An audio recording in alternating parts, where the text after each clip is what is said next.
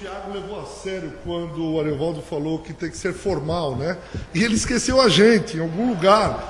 E aí eu vou me auto-apresentar para que a gente possa dar continuidade ao Congresso. Eu não sei onde está o Thiago e a gente está esperando, ele marcou 2h30 e são 3h10. Morte ao Thiago, viva a autarquia, nosso novo líder. Nosso novo líder é o Marcão, então o Marcão daqui para frente. Então não precisamos mais obedecer às ordens do Thiago, tá? Então qualquer coisa agora, pode entrar por onde vocês quiserem, comerem à vontade. Quem pagou, pagou, quem não pagou não precisa pagar, não precisa, pode ir no caixa tirar o dinheiro e acabou. E se o Ari vier, se a gente permitir, ele fala mais um pouquinho. Se não, depois a gente decide o que faz com o Ed. E acabou. Vai ser assim daqui pra frente. Nosso rei. Agora e acabou. Chega. Amém, irmãos. Já acabou seu tempo. Acabou meu tempo. Chama o Thiago de volta aqui. Vamos repor o Thiago aqui. Eu tenho 1 hora, são 3h10. Então, depois da 1 hora, o Walter aí também ajuda a controlar o tempo. Pra gente poder, nem água. Se é o Ariovaldo, eles colocam um barril pra gente aqui. Aí, nada. A garganta, essa subclasse de pregadores não é fácil. Mas o sindicato dos pastores vai entrar com uma representação, eu e o Walter, contra o Thiago Ari. Porque o sindicato privilegia todos, não é? Mas amém, meus irmãos. Então vamos lá.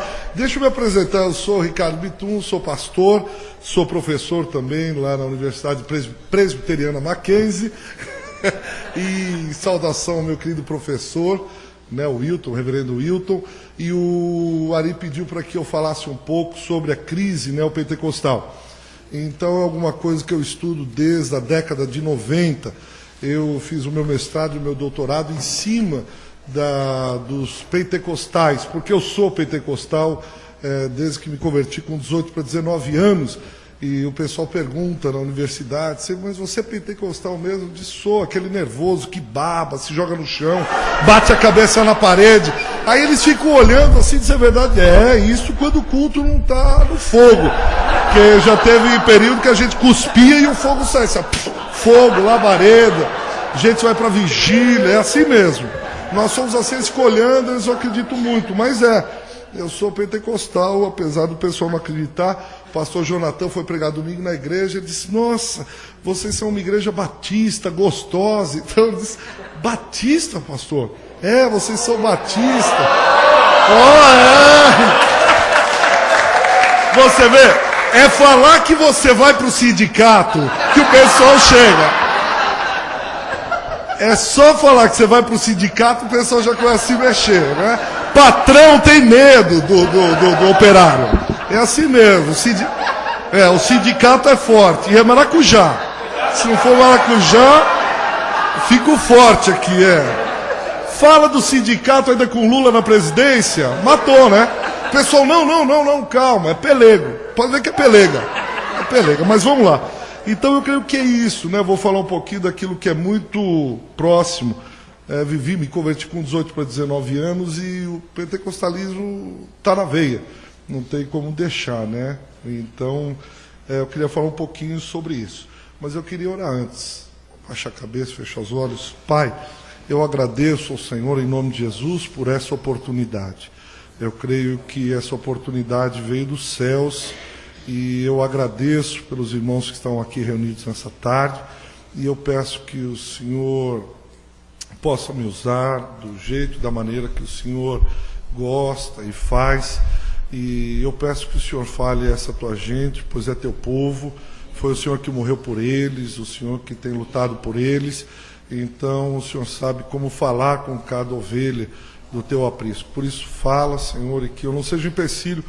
Pelo contrário, que haja um clima gostoso de paz e livra-nos, Senhor, de tomarmos e usurparmos a cadeira do juiz e começarmos a julgar aleatoriamente. Antes queremos olhar com muita misericórdia e compaixão a igreja do Senhor, pois é tua noiva e quando falamos dela, o noivo é zeloso e ciumento. e nós não queremos mexer com despretensão, de qualquer jeito. Longe de nós tal coisa. Dá-nos o temor necessário para falarmos as suas coisas, abrindo as Escrituras, aliás, as Sagradas Escrituras. Obrigado por essa oportunidade, no nome de Jesus. Amém. Amém. Meus irmãos, abra a sua Bíblia lá no livro de 1 Crônicas. Eu vou ler só um versículo. No primeiro livro de Crônicas, capítulo 12, versículo 32. E depois eu queria falar um pouco daquilo que eu tenho estudado, daquilo que eu tenho visto. E desde que eu li primeiro livro de Crônicas, capítulo 12, versículo 32, eu tenho sempre assim pedido isso a Deus, sobre a tribo de Isacar. Primeiro livro de Crônicas, capítulo 12, versículo 32. Cada tribo tinha um dom, ou como a Igreja Católica chama, um carisma, né? Tinha um carisma. E o carisma dos filhos de Isacar, eles eram conhecedores da época, em outras traduções diz, conhecedores do tempo, para saberem o que Israel devia fazer. 200 chefes e todos os seus irmãos sob suas ordens. A tribo de Isacar foi destacada para conhecer as épocas, para discernir os tempos.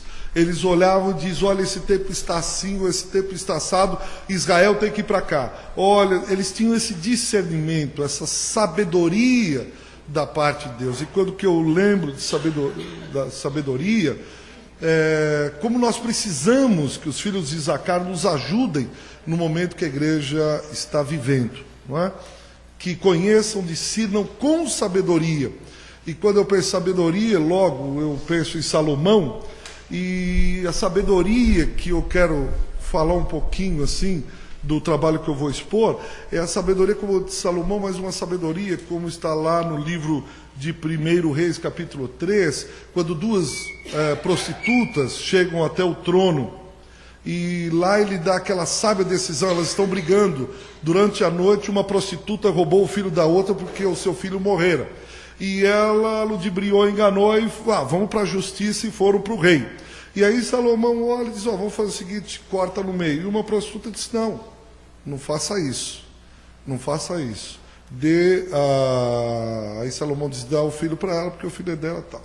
E o que me chama muito a atenção em essa sabedoria, não é essa sabedoria de Salomão, mas é a sabedoria que consegue tirar nobreza de uma pessoa que aparentemente não tinha nada para dar. Ela era prostituta, ela era a companheira de quarto, roubou o filho, ela perdeu talvez o único bem precioso que ela tinha, o único que se aproximava do seu peito sem querer outras coisas, e a não ser o leite, e um amor, uma compaixão, etc. E ele consegue, com a palavra dele, tirar daquela mulher, que aparentemente pela sociedade era julgada como uma prostituta, não vale nada, mulher fácil, mulher da vida, ninguém dá nada por ela, joga pedra na geni, ele consegue tirar nobreza, caráter, seriedade. Com que sabedoria é essa? Somente sabedoria divina, que consegue extrair beleza de onde aparentemente toda a sociedade já tinha dado decreto para ela. Isso daí não sai nada. Daí não sai nada. Então, quando eu penso em sabedoria e penso na igreja, eu penso que nós precisamos da sabedoria de Salomão para tirar, porque tem. Ainda que os meios de comunicação, todo mundo diz, não, isso aí, esses caras são uns canalhas. Quantas vezes eu escuto, você é pastor? Sou. Vamos montar uma igreja ganhando dinheiro? Então, essas são as piadinhas mais frequentes. E um primo que a gente evangeliza há anos, e ele dizia para um outro primo meu, o Ricardo lá, ele é pastor, andando com carrão e tal, não sei o quê. E o outro primo que é da igreja disse, não, ele tem um Fiat Palio, aquele 1.0 mais simples. Ele anda de Fiat Palio? Disse, pois é, ele é tão burro que não consegue nem tirar dinheiro do pessoal para comprar um carro bom. Quer dizer, qualquer lado é crítica. Se você tem um carro que você não tem carro, se você não tem carro, você não tem carro, quer dizer, então... e anda de ônibus, está vendo? É pior ainda do que eu pensava ser crente. Então, não tem como, né, você agir, mas eu acho que nós, como povo de Deus, podemos tirar beleza de onde não tem. Então, eu creio que a igreja brasileira tem beleza aí, tem muita gente boa, e me machuca muito, me dói, eu fico muito assim, quando virou moda os acusadores de plantão, os críticos. Tem uma pessoa lá na igreja, não tem um mês de conversão, ela já foi no gabinete, mas ela criticou tanto a igreja. Eu disse, mas qual a sua experiência com a igreja? Não, porque a igreja só quer dinheiro, só quer... Eu falei, mas você nem batizada é? Nem da igreja você já está criticando? Peraí, mas vive um pouco, deixa alguém te passar a perna, deixa algum crente te enganar, alguém, pelo menos você tem o que falar, mas você não tem motivo, você nem começou. E agora todo mundo que eu vejo, todo mundo, cara jovem, o cara tem 13 anos, não sabe nem o que é dirigir um louvor, não sabe nem o que é ministrar, ele já está falando mal da igreja. Não, porque a igreja, e todo mundo agora está falando mal da igreja, virou moda, né? E eu fico pensando sempre, né? Aqueles que ficam criticando a igreja, ou fazendo com a igreja, eles precisam lembrar sempre, né, que o Senhor, o noivo da igreja, é um noivo ciumento, zeloso, e ele é bravo pra caramba. Ele é muito bravo, e quando mexe na noiva, precisa mexer com muito cuidado, com muito carinho, bater na medida certa, e assim olhando para o noivo diz, ó, eu vou bater porque o senhor está falando, que senão eu não bateria não. Com muito carinho. Porque a impressão que dá é que alguns pensam que pode falar à vontade da noiva, e o noivo é aquele velhinho com barbas longas, sentado com uma barriga enorme, e... Não, não é. Ele ainda é o reto juiz, ele ainda tem a força, tal. E quando mexe com a noiva, o noivo é ciumento. Eu tenho tomado muito cuidado com isso. Pede permissão, licença, mas é isso mesmo que o senhor quer? Tem certeza, porque é com ela que eu vou mexer. É com ela. E aí tem que começar a falar. Então, o Ari pediu para que falasse um pouco sobre a crise neopentecostal. Mas deixa eu dar pelo menos 3 considerações antes de falar. A primeira coisa é o que é crise? Quem está passando crise? Parece que os neopentecostais não estão em crise. Se você sentar com o bispo Edir Macedo e dizer, o senhor está em crise? Ele diz, com o quê? Não, o senhor está em crise com esse evangelho, porque esse pessoal fazendo o que quer, vendendo rosa, olha ungido e não sei o quê. Eu acho que ele não está em crise.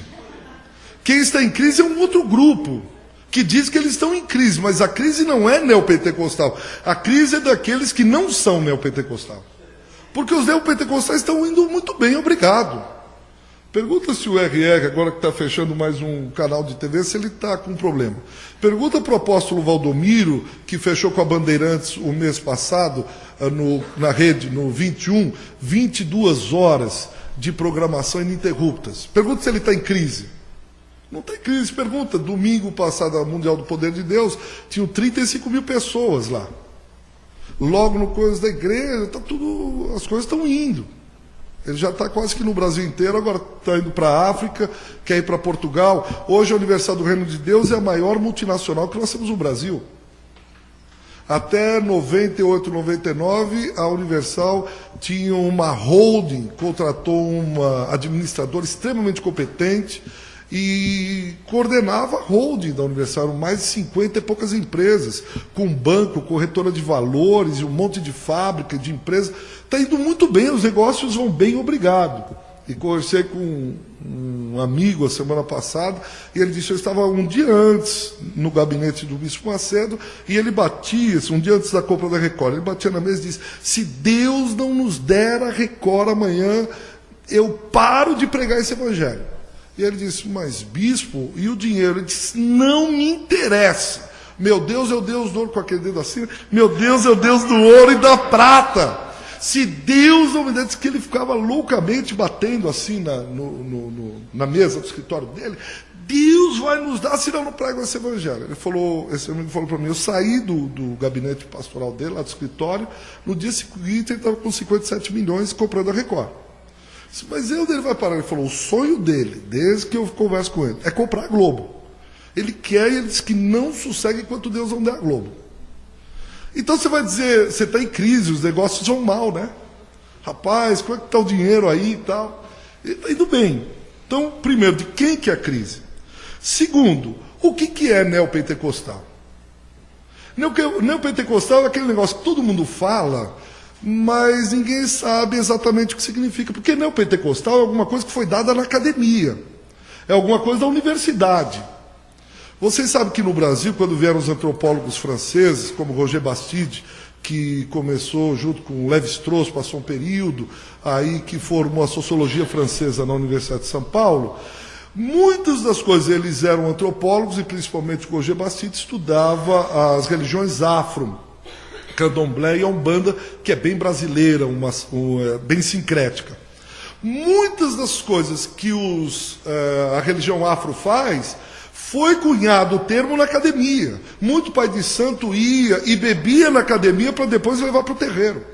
E me parece que agora está vendo uma onda de academicismo, que o pessoal vai para a academia, olha o que o pessoal está falando e depois traz para dentro da igreja. E diz, vocês são neopentecostais. Eles dizem, quem eu? Você é neopentecostal. Você já é pentecostal. Mas isso aqui é uma definição de objeto da academia. Não é da igreja. O que é neopentecostal, um novo pentecostal? Isso foi cunhado lá, na sala da pós, lá da USP. Esse termo neopentecostal, com o Pierucci e com o Mariano. Segundo a lenda, não se tem certeza. Mas isso é próprio da academia. Então, a minha preocupação, quando a gente fala crise neopentecostal, a gente precisa entender o que é neopentecostal. Quem é que está falando que somos neo ou não somos neo? Então, a primeira coisa, crise. Segundo, neopentecostal. E terceira, quem é que está falando acerca dos neopentecostais? São os teólogos, sociólogos, antropólogos, membros de igreja, pastores? Quem é que está falando da crise? Porque dependendo do olhar, eu vou falar de um jeito. Você está falando o quê? Da teologia neopentecostal? Você está falando dos irmãos neopentecostais? Porque quando a Edir Macedo começou, eu lembro de estar num encontro da FTL, e aí um irmão, isso há uns 20 anos atrás, se levantou e disse, eles não são nossos irmãos. A Universal do Reino de Deus não é, falando como pastor. Nós temos que escrachá-los. E o bispo tinha acabado de mandar para o reverendo Caio que queria entrar na EVB, na Associação Evangélica. E aí eu lembro bem, eu estava na sala, pensando, não, eles não são nossos irmãos, blá, blá, blá, blá, blá. Hoje as coisas já mudaram. Quem está falando? São pastores, teólogos? Quem tem autoridade para falar? Quem que saca a Bíblia e diz, não, isso aqui é assim, assim, assim, vocês estão errados nisso, nisso, nisso ou naquilo? Porque parece que o campo religioso evangélico ou protestante brasileiro, ele está muito fracionado. Hoje você tem muita dificuldade em pegar, quando o pessoal fala da igreja brasileira, eu arrepio. Eu fico sempre imaginando de que igreja que ele está falando. De que igreja? O pessoal vem para mim e diz, o que você é? Pentecostal? Eu digo, sou. Ah, igual da Universal? Eu disse, não, igual a Universal, não sou, não é igual a Universal. Ah, o R.R. Soares é da mesma linha? Eu disse, também não. Ah, então você é Assembleia de Deus? Eu disse, também não. Congregação Cristã do Brasil? Também não. E o que você é? Eu digo, olha, sim, eu sou pentecostal, mas o que é ser pentecostal? A gente fala em línguas estranhas, tal, mas vai falando. Hoje você não sabe, quando você diz o que é ser crente. Antes estava muito bem definido. Você dizia assim, minha avó era batista, né? E quando eu dizia ser crente, não precisava dizer mais nada, você não precisava dar explicação nenhuma. Você só dizia assim, eu sou crente. Acabou. Hoje você diz, eu sou crente. Você olha e diz, eu fui numa igreja presbiteriana, fui convidado para pregar, eu fiquei inibido. Umas caixas de som JBL que a gente usava 30 anos atrás em evangelismo, um enorme, um som estridente, o pessoal falando, e eu disse, nossa, aí eu me senti frio, gelado, dizendo, não sou mais pentecostal, isso aqui é o pentecostalismo de 30 anos atrás. E uma igreja presbiteriana está fazendo isso. Aí eu vou numa igreja batista, eu digo, a igreja batista que eu conheci, que minha avó me levava nas famosas EBFs, eu ia na EBF, também não é mais. Aí eu entro e diz, que igreja que é essa? Batista não é, que é com esse, presbiteriano não é, congregacional não é, pentecostal também não é, porque eu sou pentecostal, isso não é. E o que é? Só Deus sabe.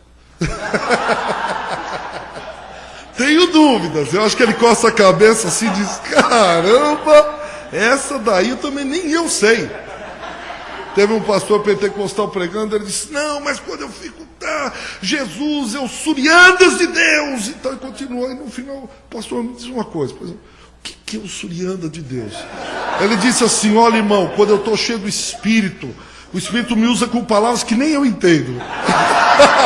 Então o que é o Surianda de Deus? Eu não faço a menor ideia.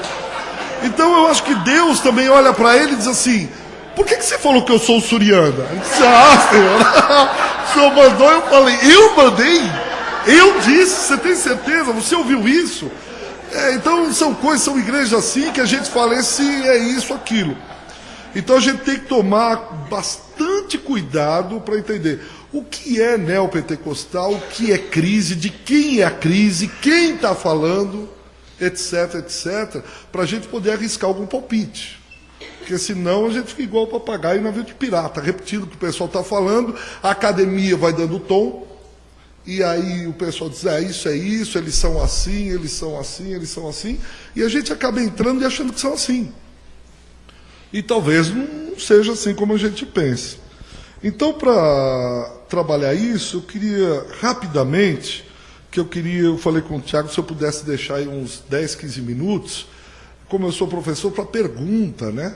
Para a gente, pelo menos, conversar 10 minutos, alguma dúvida que possa ter ficado. Então, para isso, para a gente chegar até o neopentecostalismo, a gente precisa entender primeiro uma transição. Eu preparei bastante coisa, mas não vai dar tempo para falar, não faz mal. Eu vou resumir bastante. Você tem duas sociedades, né, que a sociologia do desenvolvimento fala, que é a sociedade tradicional e a sociedade moderna. A sociedade tradicional está aqui, ela está muito bem centrada, todos os papéis sociais estão muito bem estabelecidos, você tinha tradição, você tinha família. Imagina numa igreja protestante no interior há 100 anos atrás, há 50 anos atrás. As famílias, né, estavam sempre reunidas, era a família dos não sei o quê, era a tradição, era assim, o pastor visitava, tal, não sei o quê. E você tinha as coisas e as pessoas muito bem centradas. A religião ditando, né, na sociedade tradicional, somente os sacerdotes da Igreja católica no sentido universal, eles liam o céu, eram os únicos que podiam fazer a interpretação, e eles liam o céu para ditar as regras da terra. Então, por exemplo, a questão de rei, nobreza, clero e povo, isso era uma leitura do céu. O sacerdote, a igreja lia e dizia, olha, tem Deus, o Pai, tem lá Deus o Filho, Deus o Espírito Santo, tem os anjos que têm hierarquias, assim é na terra. Então você tem o rei como Deus o Pai, e aí eles faziam essa leitura e colocavam na terra. Era assim que as coisas funcionavam, sempre o céu mandando na terra. Porém, duas grandes revoluções destruíram, mexeram com esse mundo, que foi a Revolução Francesa e a Revolução Industrial na Inglaterra. Então, até então, estava tudo certinho. Quando veio essas duas revoluções, a Revolução Francesa é uma mudança no ideário, nas ideias. Não há tempo de explicar muito sobre isso, mas uma revolução na ideia das pessoas, daquela sociedade tradicional. E a Revolução Industrial, ela vem e muda o modo de produção. O modo de produção já não é mais o mesmo. Você tem agora um novo modo de produção. Antes, o lenhador ia lá com o machado, cortava uma árvore, trazia para casa, arrumava, punha a mesa do jeito que ele queria, fazia como queria. Com o pós-revolução industrial, aí já não, aí é produção em série. Daí surge a sociedade de massa. Aquela sociedade que hoje você faz tudo em série. Taylorismo, Fordismo. Então você tem aquela produção que não dá mais tempo do trabalho artesanal. Não tem mais como você fazer produto por produto e etc. Não, agora tudo. E essas duas abalaram. E o que vem com isso? Você vem com o progresso técnico. A partir daí, quem tem o controle da técnica No século XIX, o pastor Ari falou sobre isso, você tem a questão da ciência despontando. E a ciência aliada à técnica, tecnologia. Então, quem tem a melhor tecnologia está na frente. Quem consegue produzir em menos tempo está na frente. Quem consegue ter um produto com alta tecnologia, esse cara está na frente. Então esse mundo tradicional ficou para trás. E agora se busca o aperfeiçoamento técnico na produção. O tempo é outro. Quer ver? Vamos falar um minutinho do tempo. Por exemplo, vou pegar só uma mudança, são várias as mudanças, mas a mudança do tempo. Só do tempo para a gente entender melhor. Existe o passado? Existe? Alguém me mostra o passado? Levanta a mão e diz, eu mostro. Passado. O passado já existiu, já foi. Tem condições de eu trazer o Ricardo de 10 anos de idade aqui? Não, ele já foi, ele passou, por isso que é passado, né? Passado. Passou. Isso, legal, o passado passou. Já passou. Não, mas eu lembro de quando eu era pequenininho. O que você tem? A lembrança. A hora que você morrer foi. Não, mas eu tenho uma foto. Bom, mas se eu queimar a foto, você morre no seu passado? É alguma coisa que passou, não tem como pegar atrás. Existe o futuro? O futuro, vamos supor, eu vou chegar em casa e vou limpar toda a minha casa quando eu chegar. Mentira, só estou dando um coisa, né? Eu vou limpar a casa, vou fazer isso, aquilo, outro. Bom, eu vou aqui, sofro um acidente e vou para o hospital, fico um mês. O futuro mudou. Não existe o futuro. Hã? Ficou a casa suja lá porque eu não fui. Existe o presente? Levanta a mão quem falou sim. Já passou? Já foi então, é passado. Existe o presente? Hã? Porque o passado, Agostinho trabalhou isso, né? Agostinho, há séculos atrás, já trabalhou isso. A questão do eterno agora em Agostinho do tempo. O tempo, esse cronos aqui, é alguma coisa que a gente marca só pra gente. É a mesma coisa que eu disse assim, irmãos, vamos fazer o seguinte, atrasa 2 horas o relógio. Não podemos, porque senão eu não vou estar aqui. Eu estou almoçando. Vamos adiantar 4 horas? Não, o senhor sai daí da frente. Se adiantar é outro que vai estar. Existe isso. O que acontece se eu adiantar ou atrasar o relógio? Nada. Porque isso aqui é só uma marcação nossa, humana. Tem uma tese agora que o Boff está levando para frente, né, sobre a aceleração da rotação do planeta, trazendo de um físico. Interessante. Mas essa questão do tempo cronos, Agostinho trabalhou isso. Para Deus tudo acontece agora. É o eterno. Aí, viu só falar dele, fala Agostinho, alguma coisa. Sabe que é o espírito dele aqui? Ô Agostinho, estou falando bem. Estou falando bem. O pastor me contou que uma igreja pentecostal ele foi, tinham 2 irmãs que eram profetisas. E elas mandavam, era um pastor novinho que estava lá e estava levantando. Não, assim diz Deus, não faça isso, pastor. Aí o pessoal mais velho da igreja pentecostal percebeu. Mandou outro pastor já velho, já conhecendo e tal. Aí ele foi pregar, uma irmã disse, ei, servo, que disse, opa, parou. Nós estamos vendo a palavra agora. Pode parar. Agora nós vamos ler a palavra. A mulher aceitou, ele começou, levantou um outro e disse, servo, eu te derrubarei da onde estás, essa tua soberba. Ele disse, irmão, para de criancice. Pode aceitar, isso é criancice, não vai ter isso não. Pode parar, agora é a palavra. Bom, aí no outro domingo ele foi lá de novo. Irmãos, na hora da palavra, não tem profecia. Aí ele começou, meu irmão, ei, servo amado, que te contemplo, e tal. Ele falou, irmã, por favor, eu já pedi. Pode parar. Ele foi ler um outro irmão. Ô servo, mas nem falando bem de ti tu me ouves. Nem falando bem de ti. Isso aconteceu. O pastor me contou. Nem falando bem de ti. Eu estou falando bem do Agostinho aqui. Dá um tempo. Onde que a gente estava mesmo? O tempo, né? O eterno agora. Você tem uma mudança do tempo. O tempo era aquele tempo ligado à natureza. Então eu vou plantar, eu tenho que esperar chover ou fazer sol. Eu tenho que plantar arroz, eu não conheço muito bem a agronomia, mas tem o tempo lá para plantar feijão, para plantar o milho. Ele tem que esperar, o homem medieval, a cabeça dele espera o tempo. Que tempo? O tempo da natureza. Está chovendo, hoje não planta, vamos esperar o mês de agosto. O tempo ele é todo religioso. As festas, até hoje nós carregamos marcas disso. Natal é religioso, Ano Novo é religioso, e vários, tudo, Páscoa, etc., tudo religioso. Agora, o tempo na sociedade moderna, não. Quem viu tempos modernos do Chaplin percebe isso.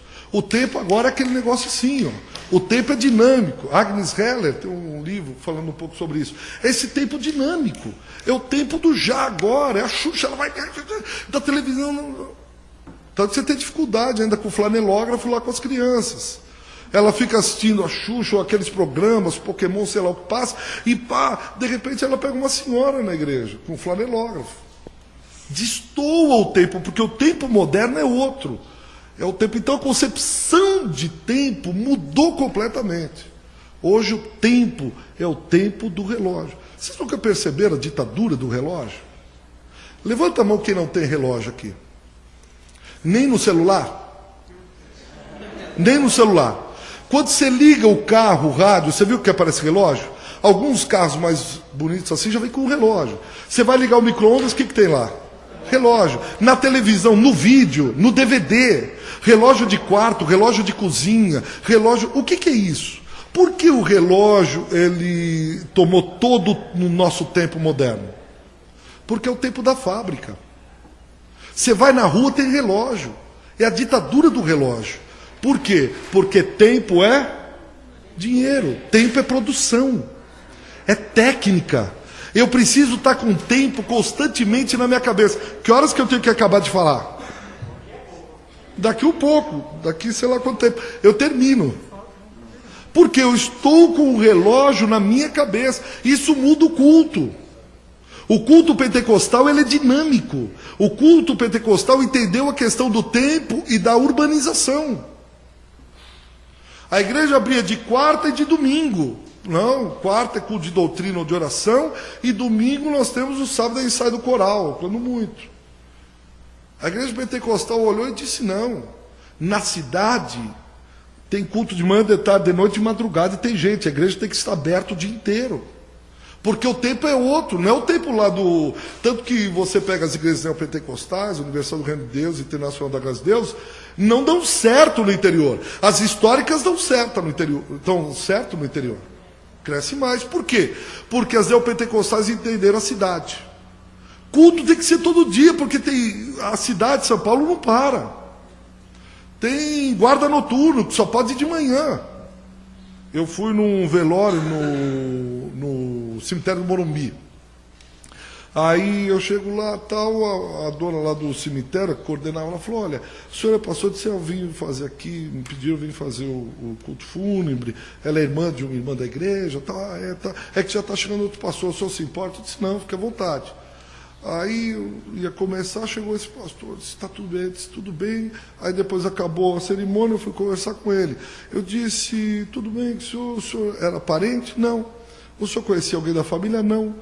E, desculpa perguntar, né, mas aqui era uma segunda-feira ou terça de manhã, eu faltei no serviço para estar lá, eu falei, como que foi? Ele falou, não, eu deixo um cartãozinho no cemitério, e eu digo para a moça lá, todas as vezes que você precisar, seja qual hora for, se a senhora ver que não tem um pastor ou um padre, e precisar, a senhora me chama que eu estarei aí. Eu disse, o senhor é batista? Não. Presbiteriano? Não. Que igreja o senhor é? Sou da Universal do Reino de Deus. E aí eu fui me interessando, mas como é que você faz? Eu disse, sempre que a Universal se instala num lugar, ela vai em um hospital e em cemitério. E deixa o cartãozinho, diz, qualquer hora do dia, qualquer hora da noite, você liga que nós estamos dispostos. E eu fiquei pensando em mim. Eu estou de manhã lecionando, dando teologia, falando de Schleiermacher, falando de Barth, de Bultmann. Sabe onde o cara está? Assistenciando. Falou qualquer hora, eu disse, mas qualquer hora, qualquer dia. Ele disse, não, isso é um padrão dentro da Universal. Eu disse, rapaz, ele entendeu o tempo. Não dá para esperar um doente e dizer, não, olha, a visita pastoral é só à noite. Olha, agora não dá porque esse horário não é horário de visita ou de... Eles estavam lá. Essa igreja urbana, essa igreja pentecostal, com a dinamicidade, ele é dinâmico. Ele entendeu esse tempo moderno, corrido. Não dá para ele ficar... e adorando o tempo todo. Então ele sai e vai atrás disso. E esse tempo moderno, ou sociedade moderna, traz uma coisa interessante. O mercado já não é mais lugar de trocas. O mercado agora é um centro orientador. Se a igreja na sociedade tradicional era o centro orientador da vida, quando você tinha alguém na sociedade tradicional morria, claro, estou falando da sociedade ocidental, você ia até o padre. Quando alguém nascia, era o padre que ia na casa. Quando alguém precisava de extrema unção, era o padre. Tudo era o padre. Cemitério tinha cruz. Por quê? Da igreja. Na sociedade moderna, você desloca o centro orientador. A secularização, como o sociólogo alemão Max Weber fala, a religião vai para a esfera mais afastada, para a periferia da sociedade. Ela seculariza.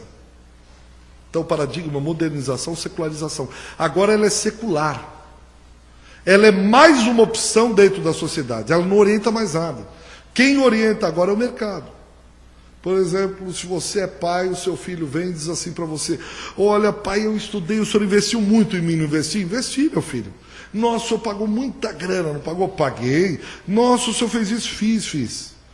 Agora eu vou prestar vestibular. O que você vai fazer, filho? Eu estou pensando em fazer filosofia. O quê? Pai, o que você vai ser? Você é um filósofo. Como?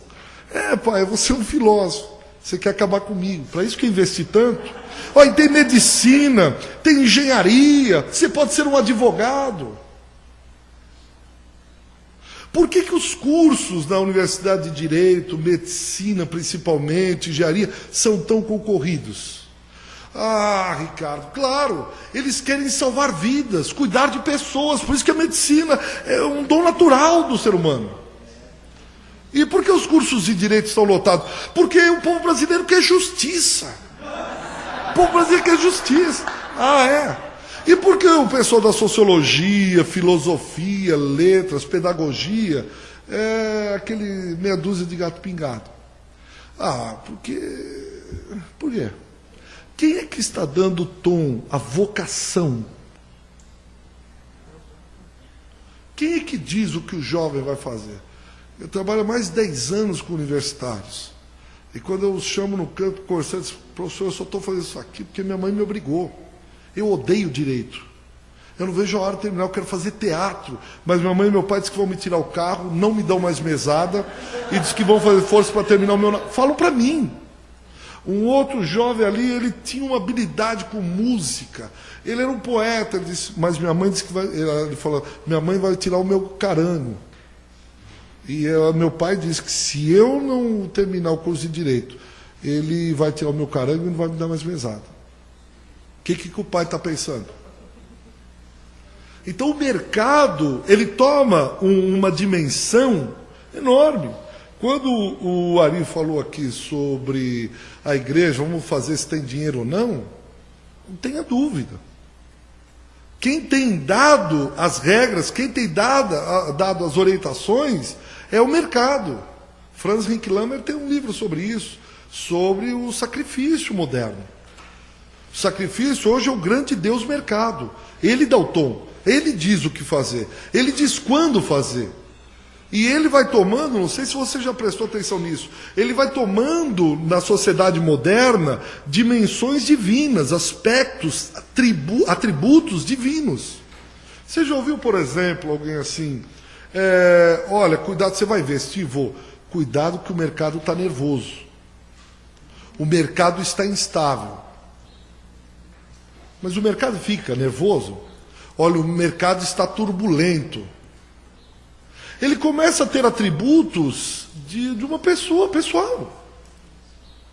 Levanta a mão quem já viu o mercado aqui. Quem era, na sociedade tradicional, que era invisível, mas real?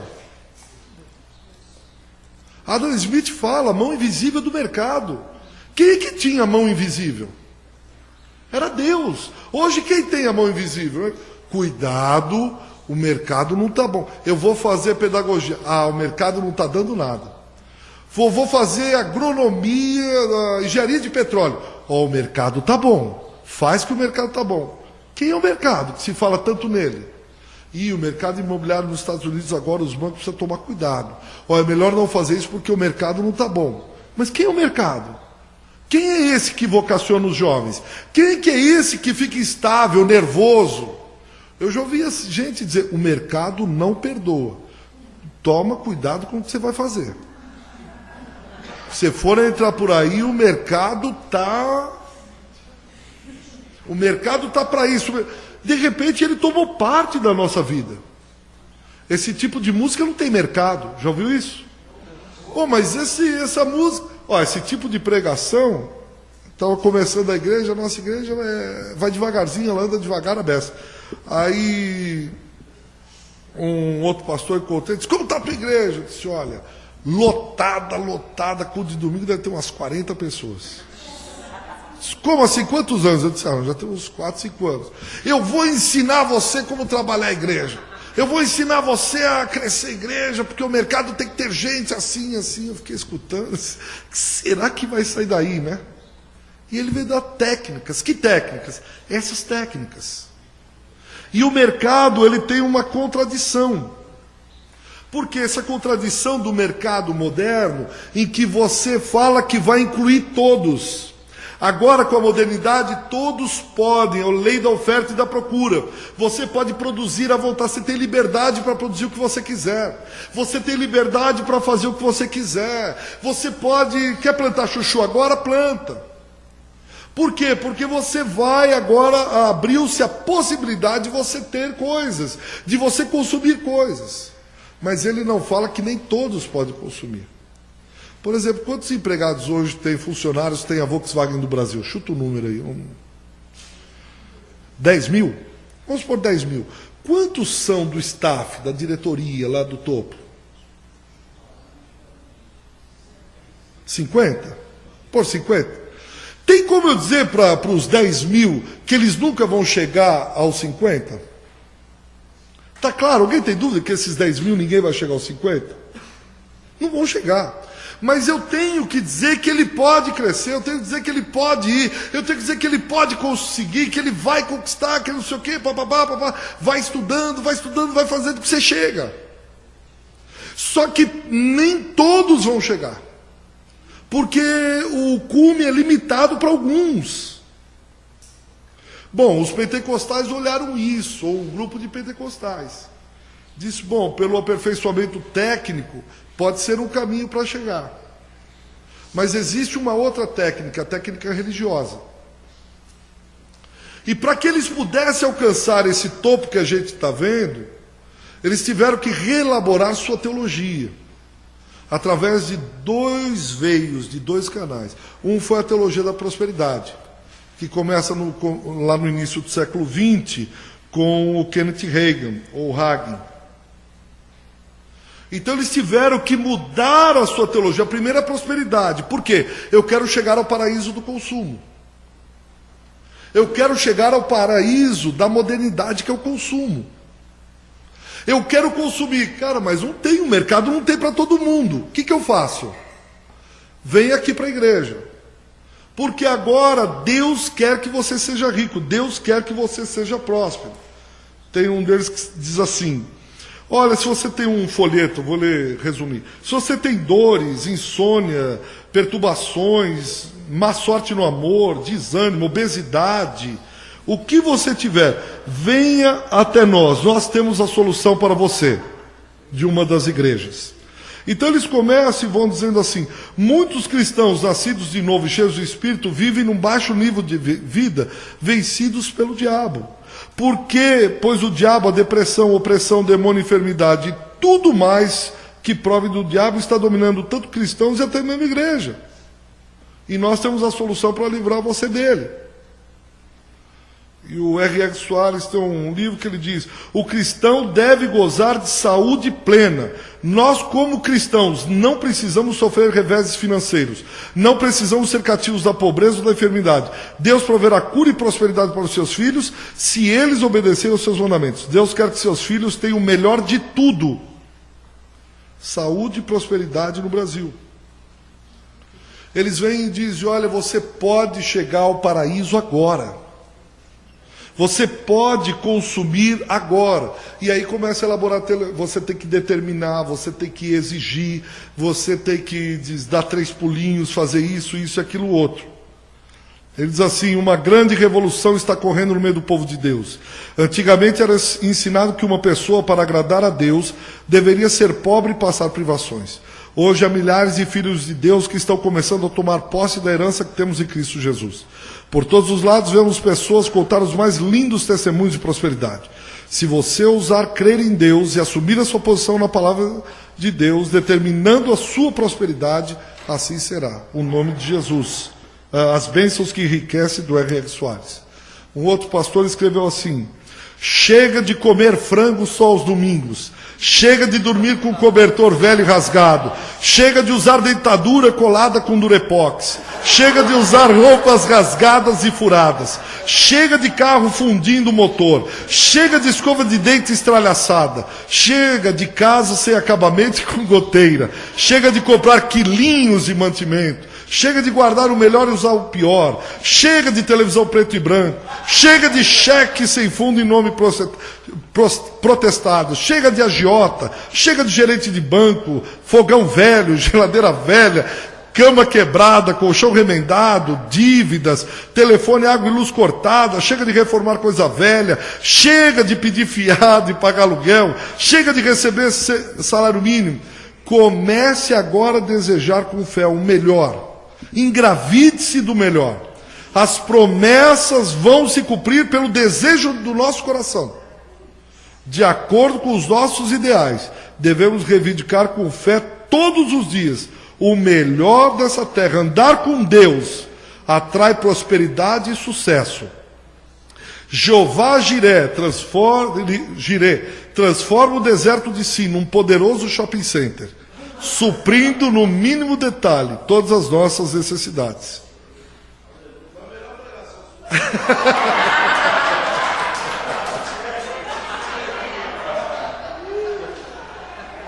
Deus transforma o deserto de Si num grande shopping center. O desejo. Isso está escrito num livro, eu não tirei da minha cabeça. Isso é um livro do pastor Jerônimo, de BH. Eu estava lá, eu ouvi. E depois eu tenho um livro. É dizendo isso: chega de frango só no domingo. Chega de deitadura colada com durepox. Chega. Então dizer o melhor. E ele vai trabalhando não só da batalha espiritual, porque lembra que eu falei lá da contradição da lógica do mercado? Todos podem ir, mas nem todos alcançam. Quando eu começo a decretar, a determinar, a dizer que eu vou ser próspero, e não acontece, eu preciso ter uma teologia para isso. A teologia nasce de um contexto. Se você for estudar a teologia do século XX, os 4 movimentos da teologia do século XX, começando com a dialética, com os liberais, com o Harnack, e depois com o segundo movimento com o Barth, depois ele rompe com o Bultmann, e com o Kuhlmann, e com outros, você vai ver que é de um momento, o próprio Bonhoeffer, é de um momento que estão vivenciando na Alemanha. É de um momento, a teologia sai de lá. Então, quando eu estou aqui, bom, mas você disse que Deus iria me dar tudo isso, tudo que eu desejo, e não deu. Que outra teologia que eu preciso elaborar? Quem é o culpado por eu não ter? O diabo. Você não tem fé? Não, mas eu vou exercer fé, eu vou exercer fé. Bom, você não tem? É o diabo. Então vem a teologia da batalha espiritual. Eu não sei quantos... Hã? Aí vem o desencapetamento total. Aí vem. Por quê? Porque ele é que está impedindo de eu ter o acesso ao consumo. Ele que está impedindo, de alguma maneira, de eu não ter essas verdades contidas no Evangelho. Ele que está impedindo de eu comprar. Eu não sei quantos pegaram o auge da teologia da batalha espiritual, mas eu lembro de uma irmã que foi num congresso e disse que o mal era hereditário. E aí ela foi e tinha um cachorrinho que tinha morrido há anos. Ela foi até o lugar desenterrar o cachorrinho para tirar a maldição hereditária que estava no cachorrinho e que atrapalhava essa irmã de ter o sucesso na empresa.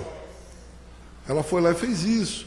Eu lembro que era colega de um pastor, ele foi na empresa que eu trabalhava, e nós fomos queimando tudo. Ele olhou assim, tinha um cinzeiro, que eu estava na sala de um tio meu, e ele disse, quem te deu esse cinzeiro? O cinzeiro era um de bronze. Eu disse, olha, eu acho que é do meu tio, era uma mosca. Você levantava a asinha da mosca e punha lá a brasa. Eu lembro que ele disse, olha, isso aqui precisa que... Quem permitiu a entrada do Tiago aqui? Pois não, irmão? Não, pois não, irmão, fala. O que o irmão quer? Não, você não manda mais nada, não te avisaram? Qualquer coisa você pede, beija a mão do Marcão, nosso novo rei aí. E eu sei que ele disse para mim, isso aí está cruzado, isso aí ele usou um termo. Nós fomos lá, pegamos um maçarico, eu e ele queimamos. Aí depois ele olhou e disse, esse quadro aqui, o que é? Ih, rapaz, no México esse quadro é de um tio meu e ele é bravo pra caramba. Aí, graças a Deus, ele não queimou. Aí depois nós fomos em outro lugar e tinha também uma estátua lá de Aparecida, de Vossa Senhora da Aparecida. Aí estava ali. E ele disse, olha, ela está rindo para mim. Eu disse, quem? Está rindo. Isso aí falou o nome do demônio. Aí depois a gente ficou conversando, ele era um colega meu, né? Aí ele disse sim. Ele falou, você está sentindo alguma coisa? Eu disse, olha, a única coisa que eu sinto é que, é verdade. Não, eu disse para ele, olha, eu me sinto às vezes cansado, né? Porque tinha muita briga. Era muito tenso o trabalho, eu disse, eu sinto muito cansado. Ele falou, eu sabia. Eu disse, por quê? Ele falou, olha, tem um demônio, ele falou, era tchuk-tchuk, um negócio assim. Ele falou, é um morcego que entra aqui e ele suga todo o sangue, espiritualmente falando, e energia. Eu disse, mas aqui, ele falou, quando você entrar aqui, agora você põe o pé direito e entra, quando você entrar na empresa, põe o pé direito, Senhor, me cobre de sangue contra o chuk-chuk. Eu não lembro se era chuk-chuk, que era chupa-cabra, não, era um outro, era um morcego. Mas a cada piscada, assim, ele viu um demônio, né? Ele está no meio evangélico, aí é famoso tudo, respeito. Como eu falei, eu estou mexendo com a noiva com muito cuidado, mas aconteceu comigo, né? Essas coisas assim aconteceram. Hoje eu olho, não entendo direito, né? Por que será que eu fiz tudo aquilo? Mas de qualquer maneira, porque ele era bem assim, convincente. Olha, esse Jerônimo, eu estava em Minas Gerais pregando, e ele deu uma pregação sobre o menininho que levou o pão. Eu tirei o dinheiro, eu tinha $1 que eu guardava, eu tirei tudo e dei. Ele disse, você pode dar, porque Deus vai dar em dobro. Eu disse, rapaz, é verdade, eu queria ir para missões, eu tinha dinheiro, e eu dei tudo mesmo. A pessoa é bom pra caramba. Eu entrei mesmo, eu cria, né, assim, sei lá, enfim. E aí os demônios agora são culpados de todas as coisas, inclusive que ocorrem fora. Todas as vezes que eu tento ir ao desejo total do consumo, o diabo vem e entra. Então eu preciso dessa técnica religiosa. Primeiro a teologia. Crer que Deus tem o melhor para mim da terra. Que Deus me constitui como cabeça e não como cauda. Então eu tenho que ter o melhor dessa terra. Olhando lá para Deuteronômio. E aí, ao mesmo tempo, quando eu não consigo, é porque o diabo é contrário que eu tenho essas coisas. E aí a teologia da batalha espiritual, ela vem e começa a entrar. Inclusive, tem um desses pregadores que disse assim, os demônios, espíritos destruidores, estão nos germes, bacilos e vírus. São a principal causa das doenças. Os demônios são culpados pelo fato do Brasil não ser um país desenvolvido. Então ele diz, nós precisamos de há uma isenção da culpabilidade humana.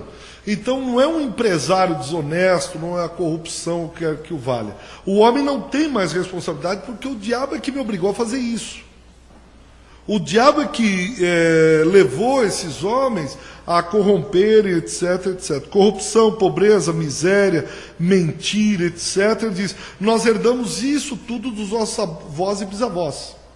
Por isso que eu preciso quebrar essa maldição que vem vindo. E corrupção, pobreza, miséria, mentira, má administração do dinheiro público, etc., são problemas demoníacos e precisam ser exorcizados. Então o Brasil não anda, ou o Brasil não acontece por quê? Porque precisa tirar os demônios, não ter gente honesta. E o que acontece? Aí o mercado vai entrando e dando tom. E aí ele entra em todos os lugares. Particularmente, eu creio que o único lugar, a única que pode deter a força do mercado, esse Deus moderno, né, o Deus dos nossos dias, é a igreja. Eu não vejo outra instituição que consiga segurar isso. Tudo que a gente pensa passa necessariamente pelo cálculo racional. Tudo que a gente pensa vai pelo viés dos desejos.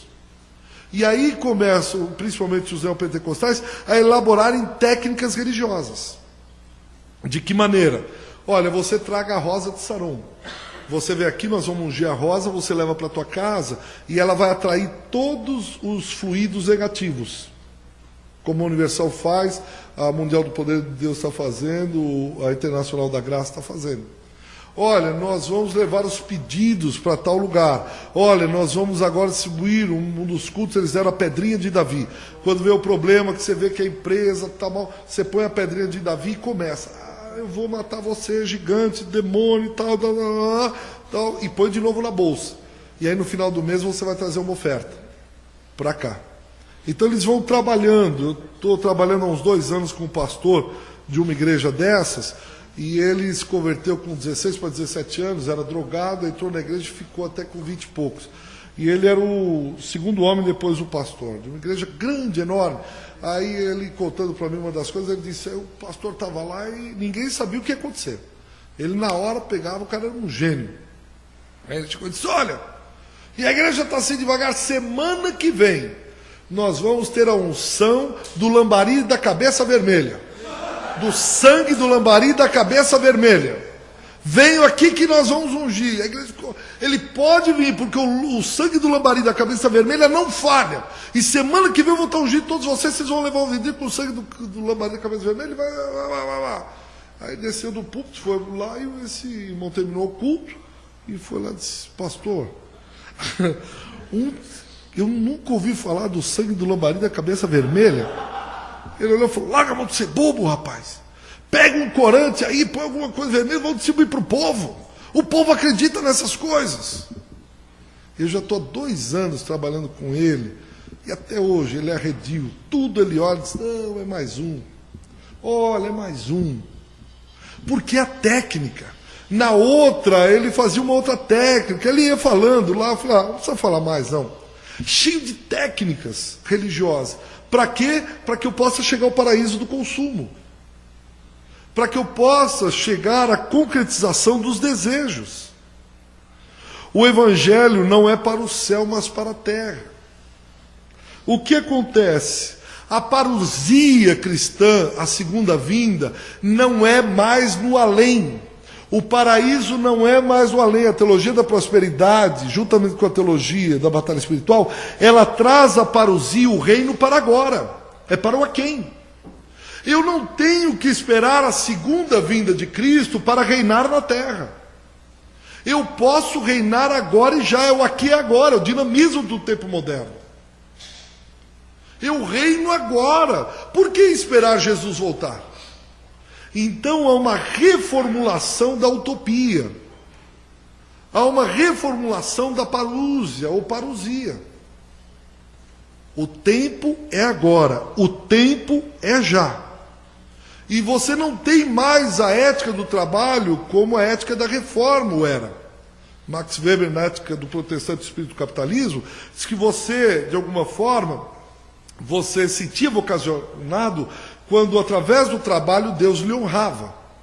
Então você trabalha e um sinal da graça de Deus, do rares de Deus, era o trabalho.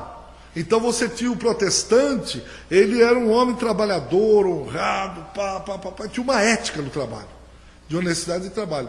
Agora você não tem mais a ética do trabalho, mas você tem a ética do consumo. E isso casa muito bem com a modernidade. Por quê? Porque hoje nós somos em potencial, potência muito grande do consumo. Quer ver? Dar um exemplo. Imagine você com chinela havaiana, um calção vermelho beliscão e uma camisa regata do Corinthians, Gaviões. Gaviões é nós. E aquela touca, Gavião é nós. E para na frente para na frente da mesa de um gerente de banco. Agora vá você, dali 2, 3 semanas, com um terno. Vocês que usam terno chique. Qual terno é chique aí? Armani. Um terno Armani. Couro de jacaré, sapato.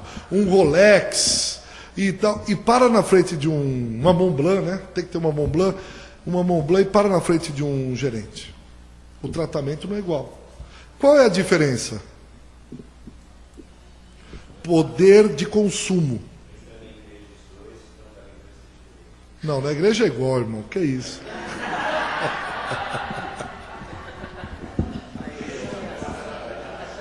O poder de consumo. Você é avaliado pelo poder de consumo. E eu tenho estudado, eu vou fazer só um parênteses e volto rapidamente. Tenho estudado e acho que esse negócio tem alguma coisa a ver. Talvez você não ache, mas... Qual que é o esporte da moda hoje? Esporte radical. Não é isso? Esportes radicais. O cara vai de uma montanha ou de uma ponte, ele pula e um elástico segura ele no final, assim. Ele sai e diz, é adrenalina pura, cara. Adrenalina. A pessoa, ela cresce, já desde criança, eu vi uma pesquisa, uma criança no ventre, ela consome mais do que um adulto. O pai começa a fazer reforma no apartamento para fazer o quarto do bebê. O berço do bebê, já começa a tocar fralda, já começa a comprar roupinha do bebê, carrinho do bebê, chupeta do bebê, chupeta anatômica, chupeta com airbag, chupeta 2.0, chupeta não sei o quê. Começa. Algumas estatísticas dizem que um nenê com 6 meses já consome mais do que um adulto. É só você ver essas Babylândia, baby não sei o quê, bebê a bordo, como consome. Troca do quê? Troca de carro, porque precisa de um carro maior. Ela nem nasceu. Vocês lembram daquele Teletubbies? Lá, ficava aquele negócio? Há 2 anos atrás parou na televisão de rede aberta, assim, não tem mais o Teletubbies. E eu li a reportagem que foi uma pedagoga que fez. Tem pedagoga aqui? Levanta a mão. Eu gosto demais de pedagoga. Pedagoga, ela fez uma reportagem e diz, o pessoal está parando porque não entendeu a proposta do Teletubbies. E ela explicando, ela diz, o Teletubbies é para crianças de 0 a 2 anos. Foi investido 10 milhões de dólares. Por que tinha que ser aquilo meio parado? Porque a criança de 0 a 2 anos, ela não entende uma coisa muito dinâmica. Por que tinha que ser repetitivo? Lá, aí parava, lá, e ficou assim, anda, né? Vai mais depressa. O rostinho da criança, e ela foi explicando cada detalhe. Eu fui lendo aquilo e disse, e no final ela diz, aquilo foi feito para crianças de 0 a 2 anos consumirem. Eu fiquei pensando, sempre eu gostei do pastor Ariovaldo. O pastor Ariovaldo sempre foi uma pessoa que eu... Oi, pastor, o senhor está aí? Nem vi. Estava falando de ti, ó. Rapaz, estava falando dele, não era? Aí. Caramba, coincidência. Aí eu fiquei pensando, crianças de 0 a 2 anos, tem gente pensando que tinha pedagoga, psicólogo, um sociólogo, um pessoal de marketing, pensando como crianças de 0 a 2 anos vão consumir 10 milhões de dólares gastos. Eu disse, mas ela não é nem... um ano, já tem gente pensando como ela vai consumir. Já tem de um tempo para cá, escolinha, berçário. Setores que mais vêm crescendo. Ela nasce desde criança querendo consumir. Aí ela chega na adolescência e os pais ficam bravos. Meu filho quer aquele tênis Nike. E assim, por que você quer um Nike Air-Shox ou alguma coisa assim, B-Shox, alguma coisa assim? Eu quero porque tem as molinhas, porque tem não sei o que, minha filha, tem 16 anos, é um terror. Ela consome tudo. Tudo. Meu filho é mais comida, e minha filha assim, coisa. É aquela que tem o gorilinha, que fica assim. Kipling. Não, na escola todas as meninas têm Kipling, só eu que não tenho. E eu fui ver uma mala da Kipling e é um horror. Paga pelo macaquinho. Ela vai consumindo. Desde criança você vai ensinando a pessoa a consumir. O que falta ela consumir? Teve um filme com a Julia Roberts. Eram estudantes de medicina em Harvard. E foi muito legal, chama acho que Linha Mortal, alguma coisa assim. Hã? Não é o Sorriso de Mona Lisa. Hã? É Linha Mortal. Eles induzem um coma entre eles.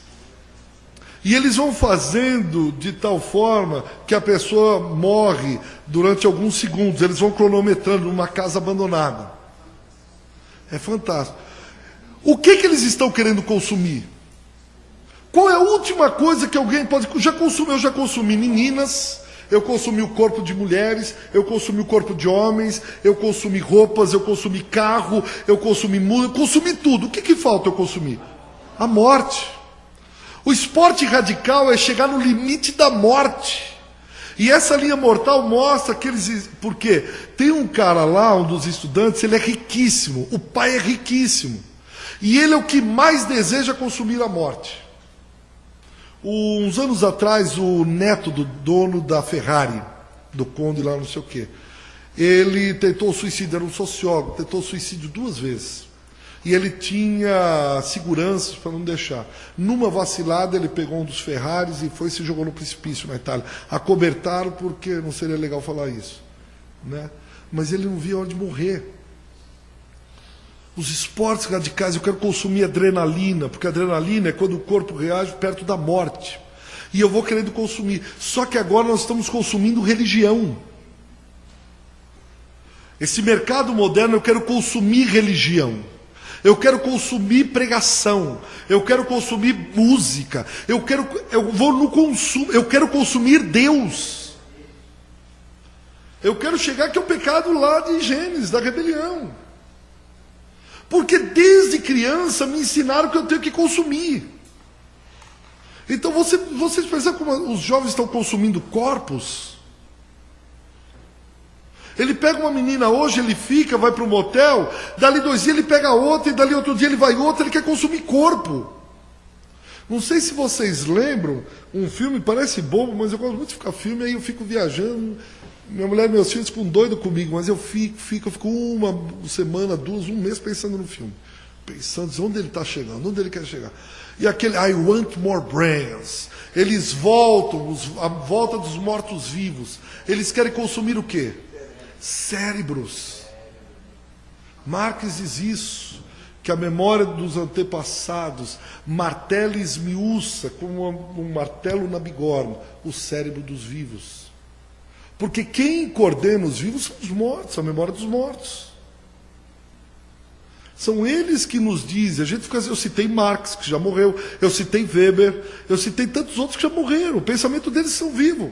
E eles vêm para consumir cérebros. E dar orientação, e a gente precisa pensar sério nisso. Até onde, qual é o limite do consumo? Porque um guri de 12 anos, 11, pega uma arma, mata o outro para pegar o tênis do outro. A vida já não faz mais sentido nenhum. Isso está lá em Apocalipse capítulo 18. Eles estão consumindo para luxúria. Nós não temos tempo de falar do Renato Ortiz, cultura e mundialização, e tempos modernos e globalização. O Ortiz é um culturalista, um sociólogo da USP, muito bom. Você vê que esse consumo está virando uma coisa maluca, não tem limites. É o consumo ilimitado. Perguntaram uma vez para o armador grego, foi 3 vezes que ele foi considerado o homem mais rico do mundo. E perguntaram para ele, Onassis, você é o homem 3 vezes o mais rico do mundo, quando é que você vai parar? Ele diz assim, só um pouquinho mais. Por quê? Lembra que eu falei do mercado com os atributos de Deus? O mercado nos dá uma noção de infinitude monetária. Qual que é o limite de se ter dinheiro? Você pode ficar muito assim, se eu dissesse para você, eu conheço um pastor que tem 1000 pares de sapatos. Nossa, e tal, e papapá. Mas você não fica surpreso se o cara tem R$1 milhão guardado no banco, aplicado. Porque o dinheiro traz... Qual é o limite de acumulação de consumo? Não tem. É infinito. Quem que é o ser infinito na sociedade tradicional? Quem que é o ser infinito? É Deus. Mas agora o mercado te dá uma visão de infinitude. Quando eu tenho que parar de trabalhar para consumir? Não, eu só quero comprar minha casa, porque aí eu paro. Aí ele compra a casa. Mas sabe o que é? Vieram meus filhos e meu apartamento só tem 2 quartos. Bom, então eu preciso comprar um de no mínimo 3. Mas aí nasceu outro filho, no mínimo 4 quartos. 4 eu e minha esposa, um que é escritório, um para o meu filho e um para minha filha. Puxa, mas chega sábado, às vezes eu quero ir para um sítio, alguma coisa, eu vou comprar a casa. Mas eu preciso de um carro maior, porque para ir não cabe todo mundo. Aí eu compro um carro maior. Mas sabe que esse carro é grande, mas ele não tem potência no motor. Eu preciso de aquele lá, né? Avião. Mas aí também aqui, Fernão Dias, para vir no meu sítio Atibaia, às vezes a gente quer ir na praia, as crianças querem conhecer praia, a gente fica na praia, vou na praia. Mas também só praia e sítio, onde para isso? Puxa, eu tenho que pensar na minha velhice. Eu tenho que ter uma casa para eu alugar, né? Porque chega na minha velhice, eu tenho uma casa, eu alugo, eu e minha esposa, a gente vai viver. Mas olha, os negócios estão crescendo. Onde para isso? Onde para a igreja neopentecostal com o consumo? Como o Edir Macedo falou, o meu desejo é consumir a Globo. E quando vai parar aí, não vai. O próximo é pôr alguém na presidência, porque já tem isso. Tem que ter um evangélico na presidência. A hora que tiver na presidência, mas nós precisamos conquistar outros povos. As galáxias, se tiver um ET lá em Marte e não tiver uma Universal ou uma igreja evangélica lá, mas nós precisamos ir para Marte. Onde é o limite? Onde é o limite? Você já viu como a gente consome Bíblia? Às vezes eu fico olhando em casa e digo, por que eu tenho tanta Bíblia assim? Eu consumo Bíblia, produto gospel. E o mercado sabe disso. Onde é o limite dessa crise neopentecostal? Da onde que a gente chega? Eu vou parar para a gente ter um tempo aqui para pelo menos conversar um pouco, senão fica pregação, né? Pregação só um falo, fica chato, mas se tiver assim... Eu tenho quanto tempo, Walter? Não é das 3h, comecei 3h30, são 4h20. O cara quer roubar meu tempo, ó.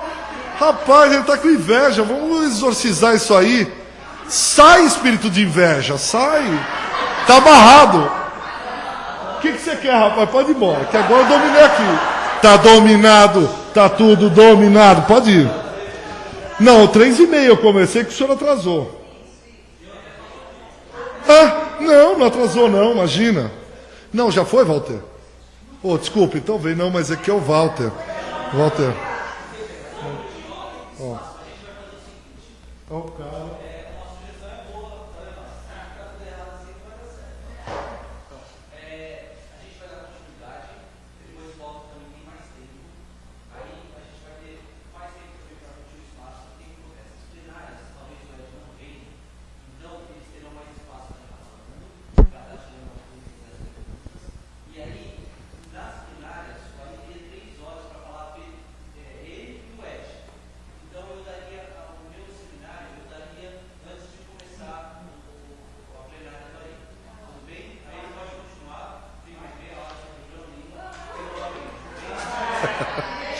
Você viu que a gente falou de tirar o poder dele, ele já começou, não, vamos ser mais flexível. Rapaz, esse cara, só tem medo, né? Vai pro sindicato.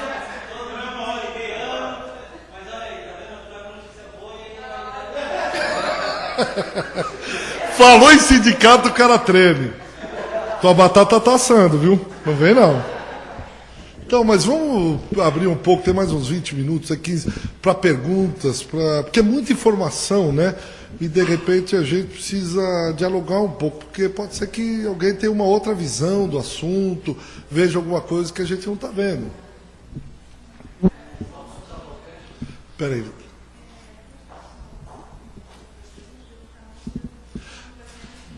Tá, vai sair na filmagem. Agora, ó. Vai sair na filmagem. Ela pediu para você levantar a mão, leva o microfone e você fala. Desculpa, viu, Walter? Boa tarde. Desculpa, a todos. Cara, eu viajei. Boa tarde. Eu tenho uma informação sobre o Robson Cavalcante, que ele não está usando muito a questão da nomenclatura neopentecostalismo, mas utiliza pseudo-pentecostal. Ele faz essa distinção. O que o senhor aborda sobre isso?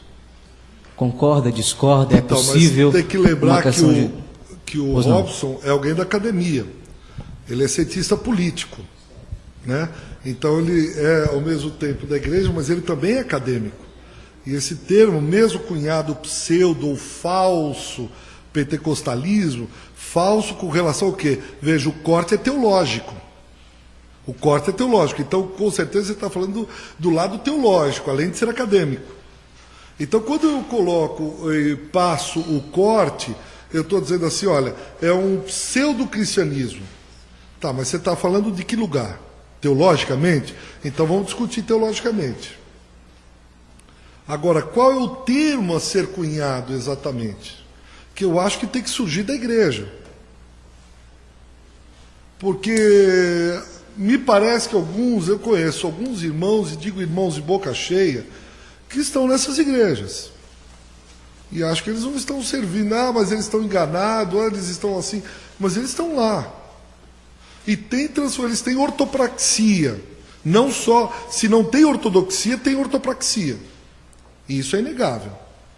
Eu tenho duas funcionárias que trabalhavam para minha tia, cansamos de pregar o evangelho, para elas nada. Elas entraram na Universal, elas mudaram radicalmente, são outras pessoas. Elas nasceram verdadeiramente de novo. Agora eu vou dizer, esse é uma pseudo-conversão? Então, você entende o cuidado em você passar o corte? Quando a gente passa o corte é complicado. Ou nós não vemos nenhuma aberração em nenhuma igreja? Então, quando esse deixa de ser pseudo e passa, aliás, quando ele deixa de ser neopentecostal e passa a ser pseudo, ou quando ele deixa de ser pentecostal e passa a ser, quando ele deixa de ser pentecostal e passa a ser neopentecostal. Então, eu acho que o que você está falando é de identidade, não é? Qual a identidade? Eu me reuni um tempo atrás com alguns pastores pentecostais. E nós escrevemos e debatemos e fomos escrevendo. É difícil você achar uma identidade. A academia, por exemplo, o Dr. Paul Freston, ele está agora em Campinas, mas está trabalhando na Inglaterra. Ele fala de 3 ondas pentecostais. Porque o pentecostalismo começa na virada do século 1900, lá em Topeka, Kansas, com Charles Parham. Charles Parham está orando, ele está no seminário, e no seminário ele diz, nós vamos agora na virada do século XIX para o século XX. Ele diz, vamos orar e passar a noite em vigília no Réveillon. E eles estão orando e aí uma seminarista começa a falar em chinês e fica uma semana falando em chinês. Falando em chinês, ele diz, o que é isso? E ninguém entendeu nada. Aí eles entenderam, o senhor então está agilizando, porque todo final de década, de milênio, você tem uma convulsão social, uma expectativa, todo mundo olhando dizendo, é o fim do mundo. Lembra o bug do milênio, o 1000 chegarás, o 2000 não chegarás, tudo isso. E eles entendem que Deus está apressando o tempo para que ela seja missionária na China. Mas isso não concretizou. Depois ela falava e escrevia em chinês.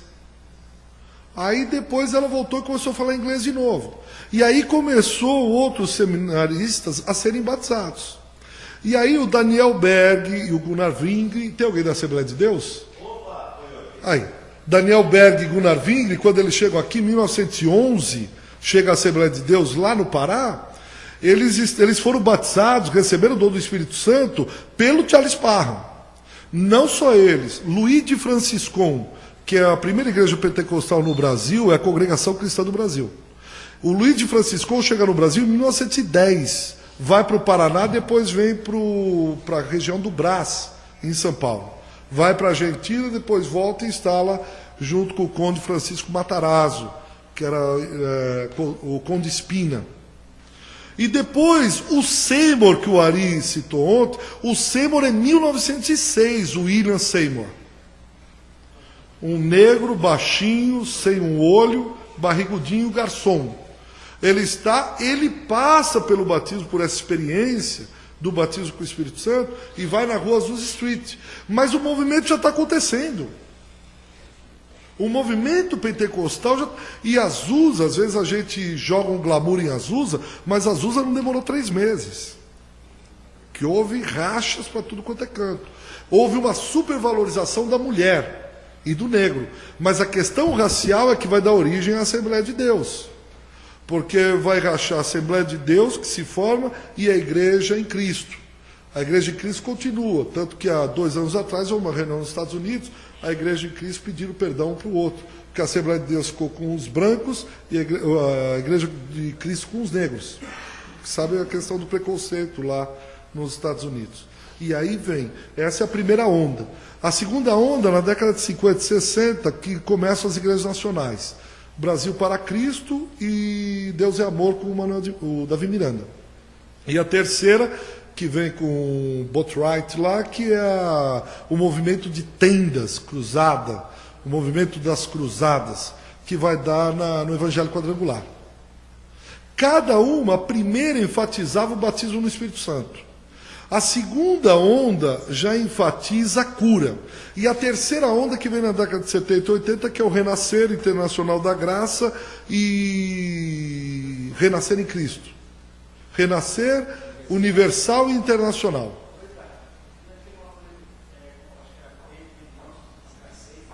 O Ben Johnson era da Assembleia de Deus. Ben Johnson era da Assembleia de Deus. Assembleia, um dos maiores pregadores da Assembleia de Deus. Ben Johnson. O senhor lembra? O mundo está em guerra. Não é uma guerra entre brancos e negros. Não é uma guerra entre capitalistas. Ele pregava assim, o Ben Johnson. Foi um negócio tremendo. Bernard Johnson. Uma pergunta. Eu entendo quando você introduziu o assunto falando sobre o cuidado que a gente deve ter em relação a qualquer crítica e avaliação em relação à igreja e tal. A gente que exerce o papel de liderança, inevitavelmente, a gente é abordado pelas pessoas. E a gente vê os absurdos, assim, porque acho que não há outra palavra para se dizer, porque quando você falou agora há pouco sobre a questão da venda de rosa, lá em Recife, fica numa esquina a Universal, um mega templo, na outra esquina a R.R. Soares, a Internacional, e colado com ela tem o Templo Central da Assembleia de Deus. Então, na mesma esquina tem 3 igrejas. Então, assim, fica realmente uma coisa fora do normal. E, além disso, tem aquela questão dos descarregos. Enfim, há uma série de coisas que a gente não precisa dizer que é conhecido de todo mundo. E as pessoas procuram a gente. E perguntam para a gente. E querem uma oposição da gente, né? E a gente fica nessa encruzilhada, nesse mato sem cachorro aí. Então, eu muitas vezes tento ser polido, um tanto diplomata nas respostas e tal, mas tem coisas que fica difícil da gente ficar em cima do muro, e eu acho que não é nem bom a gente ficar. Então, a minha questão é a seguinte, esse cuidado que a gente deve ter de dar a posição, a avaliação, a resposta para as pessoas, não é como dono da verdade, mas como uma avaliação mesmo, de alguém que está lendo também o tempo. A questão que eu levanto é o seguinte, a igreja que você fala, ou que a gente está falando aqui, lutando pela igreja, aí você já falou também, Ari falou mais cedo, alguém está dizendo que não é para ter igreja e tal. Não é essa igreja institucional, não é essa questão que tem a ver com a persona, porque a igreja também se tornou uma pessoa, né? A igreja, quando se fala de igreja evangélica, é uma pessoa. Então, qual o seu conselho, vamos dizer assim, que você daria para a gente poder ter uma resposta que possa ser firme? A gente não pode fugir da verdade, porque o que se faz é um absurdo, é uma violência. Eu tenho casos e casos de pessoas que sofreram, enfim. Então, qual é a sua palavra nesse sentido? Como a gente vai, então, instruir o nosso povo? Como a gente vai falar para os nossos irmãos e pessoas que têm precisado de uma palavra? Há muita dúvida, há muito questionamento, há muita angústia das pessoas, porque a prima faz parte da igreja, a tia faz parte da igreja, e há aquelas histórias cabeludas que se contam e perguntam para a gente: o que é que você acha disso? Me dê um conselho e tal. Então, como a gente pode ser eficaz nessa instrução? Olha, eu vou te dar o conselho, já que você pediu o conselho que o reitor do seminário me deu quando eu comecei no seminário, e depois eu ouvi de um pastor a mesma coisa, que um pastor subiu no púlpito e falou de um, falou de outro, e fez uma pregação bonita, e tinha um pastor velhinho, muito consagrado lá no fim, escutou tudo aquilo e tal. Aí depois o pastor acabou de pregar, saiu e foi para o final da igreja, receber os cumprimentos, né? Aí quando o pastor velhinho foi cumprimentar, o pastor novo cumprimentou e disse: então, pastor, gostou da pregação? Diz: só tenho um conselho para você. Ah, pois não, pastor, diga, foi muito longo, não, as ilustrações não foram boas. Ele falou: não, quando você não tiver mais nada que pregar, pregue o evangelho. Eu acredito piamente, porque hoje nós estamos vivenciando também o púlpito que rapidamente está se transformando num divã. Pastores que vão para o púlpito falar da sua vida, das suas amarguras, das suas angústias, das suas crises, das suas mágoas. E o púlpito não é divã. O púlpito está aí para ser pregado a palavra de Deus. Então pregue, porque a palavra de Deus, acreditado, né? A verdade é como um leão. Solte as praças, ela se defenderá sozinha. A partir do momento que você está pregando a palavra de Deus, porque ela não passa. Isso aqui que eu estou analisando, eu tenho plena consciência que vai passar. Isso aqui vai passar. Daqui 100 anos acho que não tem mais, não tem relevância. Mas o que ficou da palavra de Deus, essa é eterna. Então eu tenho cada vez mais centrado e focalizado a palavra. É interessante, a gente fica, quando pega um pregador e fala da modernidade, fala as coisas, pregadores usando Nietzsche, porque Foucault, porque, como eu disse, Foucault trazendo a academia para dentro da igreja. Bom, legal, mas saiba que isso vai passar. O que fica é a palavra de Deus. Há 2000 anos os caras estão pregando a palavra de Deus e essa continua. Nunca fica desatualizada, nunca passa, continua. O Daniel Berg, fundador da Assembleia de Deus, foi um dos últimos a ir embora do país. E o Walter Brunelli, pastor, ficou na casa dele. E disse que ele chegou aqui, quando ele chegou em 1911, a mensagem era: Jesus salva, Jesus cura, Jesus batiza com o Espírito Santo e Jesus vai voltar. Falava com aquele sotaque sueco. E aí na década de 50 e 60 ele foi embora. E o Walter Brunelli estava no aeroporto com ele, e disse: irmão, não se esqueça, Jesus salva, Jesus cura, Jesus batiza com o Espírito Santo e Jesus vai voltar.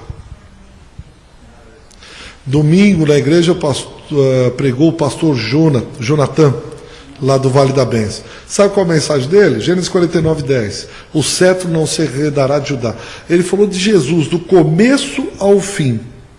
Jesus em Gênesis, Jesus no livro de Reis, Jesus, e ele está com mais de 70 e poucos anos. Eu ouvia, não sei quantos anos atrás, ele falava de Jesus. E hoje ele continua falando o quê? Sobre Jesus. Porque todos aqueles pregadores que abraçam a pregação da moda, eles tendem a ficar viúvos, porque a moda vai passar. E aí eles ficam viúvos, porque a moda morre. Então, pastores que pregavam não sei o que, legal, mas esgota o modelo. Agora, aqueles que mantêm firme com a palavra, essa fica. Então, quando você não tiver mais nada que pregar, prega a palavra. Deixa esses caras.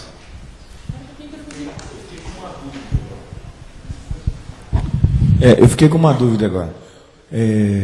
Até agora, o que eu entendi, né, não sou pastor nem tenho curso de teologia, né? Até agora que eu entendi, é o seguinte: o problema neopentecostal reside em que eles estão calcados numa teologia que tem seus questionamentos. Então, eu queria primeiro fazer a pergunta: não é bíblico a teoria da prosperidade? Essa é a primeira pergunta. Ela está baseada na palavra? A segunda pergunta é: se está, e ela provoca transformação, mesmo que seja passageira do ponto de vista do pastor, onde está o problema? Então, qual que é a crítica ao neopentecostalismo do teu ponto de vista, entendeu? Então, assim, se é bíblico, Ou se não é bíblico, a primeira pergunta. E a segunda pergunta é, se ele provoca a transformação verdadeira, mesmo que o pastor vai daqui a 10 anos ficar fora de moda, o que isso tem de ruim, né? O que isso afasta as pessoas de Jesus ou não? Então, qual que é a crítica ao neopentecostalismo do ponto de vista da palavra, entendeu? Não sei se ficou confusa a pergunta. Não. Veja, assim, lembra que eu tomei cuidado de dizer assim, quando a gente fala da crise neopentecostal, com que olhar que eu vou falar? De teólogo, de pastor, de sociólogo, de antropólogo, do quê? Depende. Se eu faço o olhar sociológico, a teologia, eu só estou analisando a teologia deles. Para mim, pouco importa como é que faz, como é que eles entendem. Sociologicamente, a sociologia prima ou tenta pelo afastamento do objeto, pela neutralidade. É um mito isso, mas ela tenta se afastar ao máximo do objeto. Então, o sociólogo não tende a questionar ou criticar, ele faz uma análise do que está lá vendo, do objeto. Agora, o teólogo, a teologia é humana, a elaboração da teologia, o labor teológico é humano. Ele está ligado ao contexto, como eu falei também, da teologia alemã do século XX. Você vai pegar a teologia, não sei se tem algum professor de teologia do Novo Testamento aqui, ou teologia contemporânea, eles sabem disso, está ligado. Por exemplo, a teologia da prosperidade, ela nasce num período. A teologia da libertação, com Gutierrez, ela nasce num período. Você tem porque é um labor humano, eu estou elaborando, é uma ciência. Agora, com relação ao pastorado, eu tenho que tomar cuidado com o que não favorece o rebanho, o que não causa crescimento, o que é palha, morte na panela. E aí, pastoralmente, o Ari falou isso de manhã, né? Eu não tenho que ensinar o cara a se livrar do sofrimento, mas é reinar apesar do sofrimento. É entender o cuidado de Cristo apesar do sofrimento. Por exemplo, eu tenho um filho, nós moramos um tempo nos Estados Unidos, ele pegou uma doença rara, do carrapato, do xixi, do carrapato que o xixi do veado americano faz. É uma doença que chama Lyme, não tem no Brasil. E isso é lá nos Estados Unidos, perto do Canadá, é raro, em Idaho, Famous Potatoes. E ele pegou isso, e já tem mais de 10 anos que uma vista, ele já perdeu uma e a outra a gente cuida para que ele não perca. Rapaz, não é fácil. Eu já orei para pessoas e Deus curou de câncer. Já com pessoas que foram curadas de AIDS. Mas meu filho está lá doente. Eu creio na cura divina, independente do que eu estou vendo. Porque a Bíblia diz que Jesus pode curar. Então tem que ensinar o rebanho, se Deus não curar, Ele te ama do mesmo jeito. Ele te ama apesar de qualquer coisa.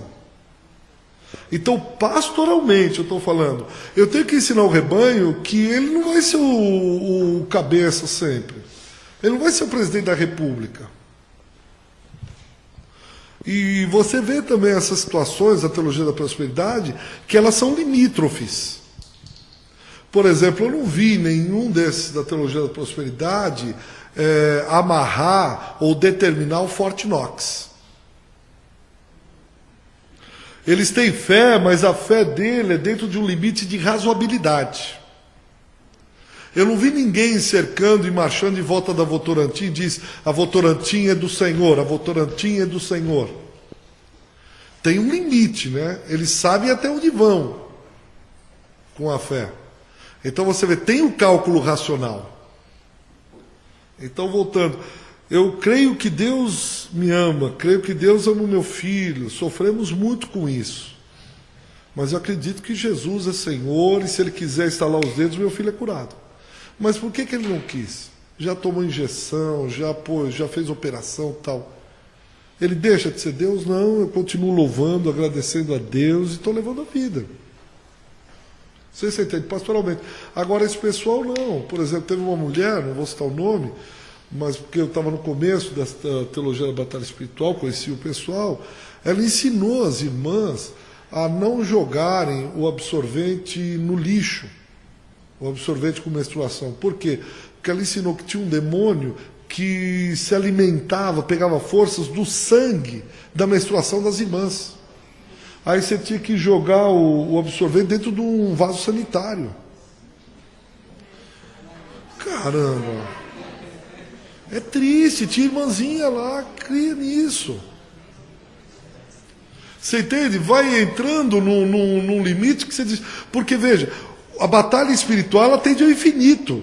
Você diz assim, olha, eu vi um diabo que tem um chifre. O outro diz, e eu vi um que tem 3. O outro disse, ele tem 3, mas tem um rabo. O outro disse, pois é, eu vi um que tem 3, um nariz grande e um rabo. O outro fala, não, eu vi um que tem braço comprido. Onde para isso?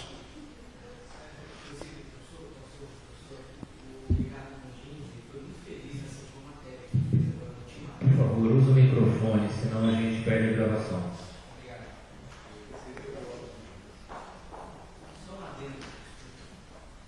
Só um adendo.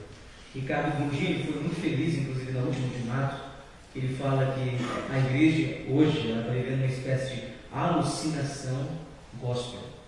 É uma alucinação que deixa a pessoa tão inebriada que ele consegue montar qualquer coisa no campo ilusório, e começa a viver aquilo como se fosse real. Então a gente percebe que muitas pessoas dentro do clima neopentecostal, né, independente de que perspectiva a gente trabalha, é meio que complexo isso, mas a gente percebe justamente isso, que a gente, as pessoas vivem uma alucinação completa. O pior é que acredita. Se não acreditasse, ficava mais fácil, né? Mas acredita. Não sei se dá para entender o que eu falei pastoralmente, né? Você tem que pregar com você lá sobre essa questão. Não sei se ficou claro ou não. Eu entendi essa questão do excesso, microfone.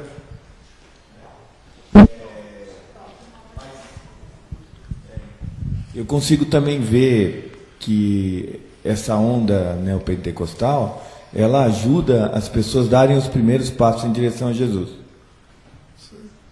Então, eu acho que o excesso realmente leva a esse nível de alienação. Mas também consigo ver na Bíblia que muitas pessoas se aproximaram de Jesus só para ter a bênção. É verdade. Mas a partir daí, eles podem ter dado os próximos passos, né? A gente só precisa analisar se os meios justificam os fins. Por quê? Eu tenho um relato aqui de um pastor que diz: contra o diabo vale até gol contra. E o outro diz: para Jesus vale até cheque sem fundo. Eu tenho aqui um relato, ele escreveu isso no livro. Para Jesus vale até cheque sem fundo. Será que vale? Vale gol contra? Então eu não sei, assim, eu tenho preocupação com o limite disso, até onde nós vamos. Para conquistar a Globo nós vamos até onde? Nenhuma quebra de princípio justifica, né, a obra. Nenhuma quebra de princípio. Me parece que foi o que aconteceu com Jesus lá na tentação. Se tu és, faz isso, faz aquilo. É complicado. Se eu entendi direito... Entendeu? A teologia teologia da prosperidade e a batalha espiritual, o raciocínio é que são respostas para a sociedade, para a igreja, moderna, uma sociedade de consumo. E você disse uma coisa que eu fiquei sem entender muito bem, que você disse que a igreja é a resposta, só a igreja pode vencer o mercado.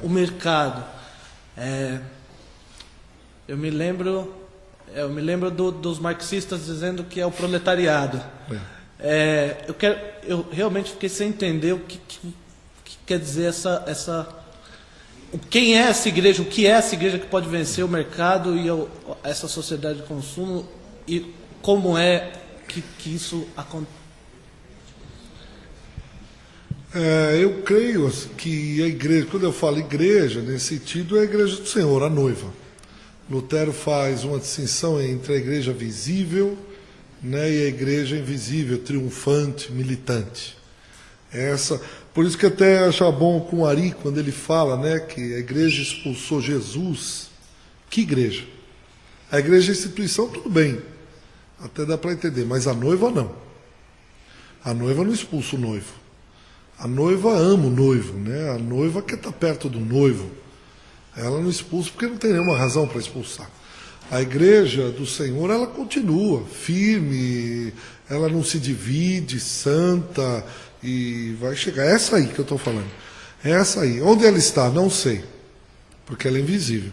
Essa daí, mais ou menos como o Gideão, né? Eu estou sozinho. Não está nada, tem um monte de gente aí com você. Tem muita gente boa, que a notícia ruim corre rápido, né? A notícia ruim, ela é mais saborosa do que a notícia boa.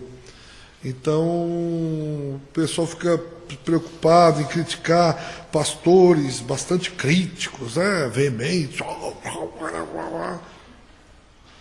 Eu não sei, eu tenho pensado nisso. Quando mexe com a noiva, precisa tomar cuidado. Precisa tomar cuidado. Ter cautela, muito carinho. Então, quem é, quem não é. Eu lembro, hoje eu entendo, né? No começo, uns anos atrás, a gente ia até o Dr. Shed e perguntava as coisas, quase nunca tinha respostas. Até estava falando com o Marcão, eu perguntei àquele pessoal, o outro povo que vai vir em Apocalipse, Dr. Shed, mas quem é? O Dr. Shed olhou e disse, irmão, com aquele jeitão dele, não sei. Eu fui lá, todo empolgado, que eu estava estudando o livro de Gênesis, quem são esses gigantes depois do dilúvio? Ele disse, irmão, não sei, que difícil, né? Olha os gigantes. Ele é incrível, né? Eu dizia, ele não quer responder, ele sabe, mas não quer falar, por que ele não fala? Hoje eu entendo. Hoje eu entendo, existem coisas, mas tem gente que quer ter resposta para tudo. Um colega, pastor, falou para mim, ele tem toda a razão do mundo, ele disse, a gente precisaria ficar aí uns 2 ou 3 anos sem ninguém escrever nada, sem ninguém falar nada. Fique em silêncio, só mastigando tudo isso que está sendo falado e escrito, para depois a gente poder fazer uma reavaliação. Tem muita gente falando, tem muita gente escrevendo, todo mundo falando mal da igreja. O seminário, quando o Ari me convidou, eu disse, porque eu quero defender. Eu vi um pastor metendo o pau em igreja grande, ele tem uma igreja de 1000 e poucas pessoas, escreve contra a igreja grande, prega contra a igreja grande, veementemente, no rádio, e ele tem uma igreja grande, eu digo, não casa. Porque o meu grande medo com a teologia da prosperidade, irmão, sabe qual é? Não é o pessoal que crê na teologia da prosperidade. Com esse eles creem, eu vi pastor que crê mesmo. Mas tem outros que criticam, escrevem contra, pregam contra, mas vivem como se crescem. Eles vivem como se crescem. Moram em apartamentos caríssimos, luxuosos, e é contra a teologia da prosperidade. Aí eu fico olhando, mas não é incoerente? Ele vive como se cresce e prega como se não cresce. E eu vi um pastor passando, ele não tinha a dentadura caída. E ele, não, porque Deus tem o melhor da terra. Casa dele com goteira. Deus tem o melhor para a minha vida. Eu fiquei quieto, mas é incoerente, não é? Então eu acho assim, e hoje, não sei lá, está esquisito, né? Está esquisito. Esquisito. Não. Pode. Vamos terminar, vamos. Então tá bom, é o café agora? Cadê o Marcão, o líder? Cadê o nosso líder? Ele foi embora, todos os abandonaram. Isso aqui... Vamos fazer o que a gente achar melhor. Vamos tomar café? Porque todos nos abandonaram. Viu que dá falar da igreja? Aí, ó. Vamos embora.